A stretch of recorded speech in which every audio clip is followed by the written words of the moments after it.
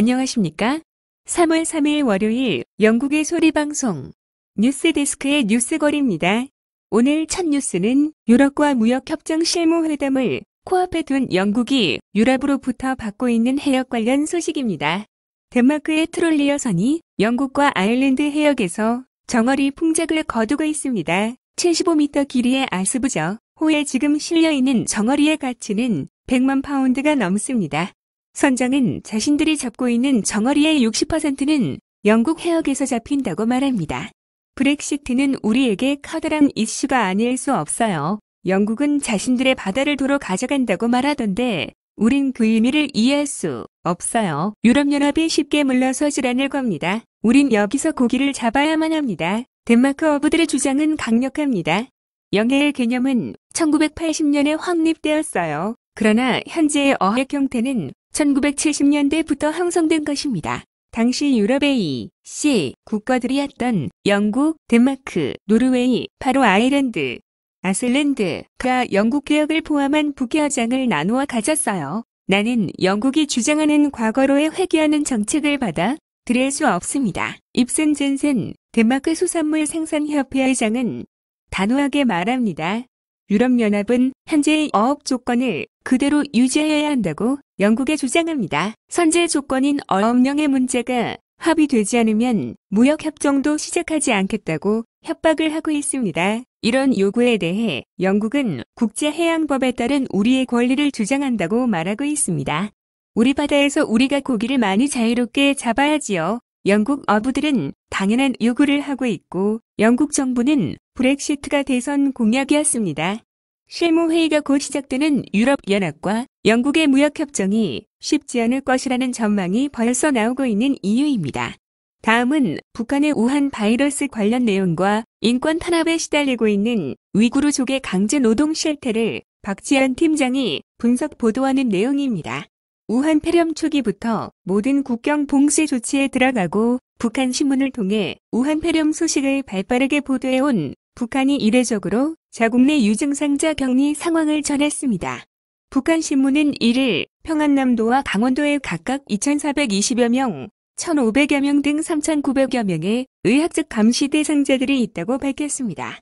앞서 지난달 24일에는 평안북도에 3,000여 명의 의학적 감시 대상자가 있다고 한 보도를 종합해 보면 평안도와 강원도에서만 의학적 감시 대상자가 7,000명 가까이 되는 셈입니다. 세계보건기구는 2일 정례 기자회견에서 제네바에서 여러 차례 북한 대표부와 접촉했다고 강조하며 여전히 북한에는 확진자가 없는 것으로 안다고 답했습니다. 북한이 이례적으로 감시 대상자를 밝힌 이유는 현재 북한의 우한 폐렴으로 확산되고 있음을 밝히고 있는 것으로 보여집니다. 우한 폐렴으로 국경을 봉쇄하므로 프랑스는 평양에 있는 협력사무소를 잠정 폐쇄한다고 밝혔습니다. 그 이유는 1월부터 북한이 외교관들에 대한 극단적인 봉쇄 조치를 취했다고 하면서 이런 조치는 평양 주재 프랑스 협력사무소의 운영을 심각하게 제한한다는 것입니다. 독일 외교부도 이동의 제한 때문에 평양에 있는 대사관을 임시 폐쇄한다고 밝혔습니다. 다음은 호주 전략정책연구소가 발표한 소식입니다. 발표에 의하면 중국 신장 지구의 무슬림 소수민족인 위구르족이 세계적인 기업의 자재를 공급하는 공장에서 강제로 일을 하는 것으로 보고서를 발표했습니다. 이번 보고서는 지난 12월 중국 정부가 훈련 소수강생이 모두 졸업했다라고 발표한 후 나왔다는 것에 더욱 이목을 집중시키는 보고서입니다. 호주 전력연구소에 의하면 2017년부터 2년간 중국 정부가 신장 지구를 지원한다는 정책에 따라 8만 명 이상의 위구르족을 중국 전역의 공장에 보냈다고 밝혔으며 이 중 일부는 직업훈련소에서 공장으로 바로 보내졌고 위구르족이 이를 거부할 경우 임의적 구금에 처할 수 있기 때문에 중간에 탈출하거나 항의를 하기 굉장히 어려운 고조인 것으로 드러났다고 밝혔습니다. 또한 신장지구 정부가 지방정부와 민간 중개인에게 위구르족 노동자에 대한 값을 지불한 정황도 포착됐으며 호주 전력연구소는 이를 중국 정부의 위구르족 탄압의 다음 단계로 볼 수 있다고 말했습니다. 2018년 유엔 위원회는 신장지구 위구르 무슬림을 비롯해 무슬림 단체들이 신장지구 서부 지역에 억류된 채 갱생교육을 받고 있다는 의혹을 포착했고 중국은 신장지구 내 종교적 극단주의를 막기 위해 직업훈련소를 설립했다고 주장해왔습니다. 하지만 중국 정부의 기밀 문건이 유출되면서 위구르족에 대한 박해와 그들이 가지고 있는 종교, 해외 친척이 있다는 등의 이유만으로도 수많은 사람이 수용된 것으로 드러났습니다.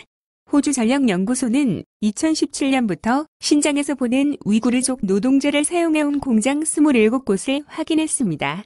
해당 공장은 나이키, 애플, 델과 같은 84며 개의 글로벌 브랜드의 자재를 공급하는 것으로 나타났습니다. 공장으로 보내진 위구르족 노동자는 격리된 숙소에 머물러야 하며 근로시간 외에 표준 중국어 수업과 사상훈련을 받아야 합니다. 또한 24시간 감시당하며 그 어떤 종교적 행위도 허락되지 않고 있습니다.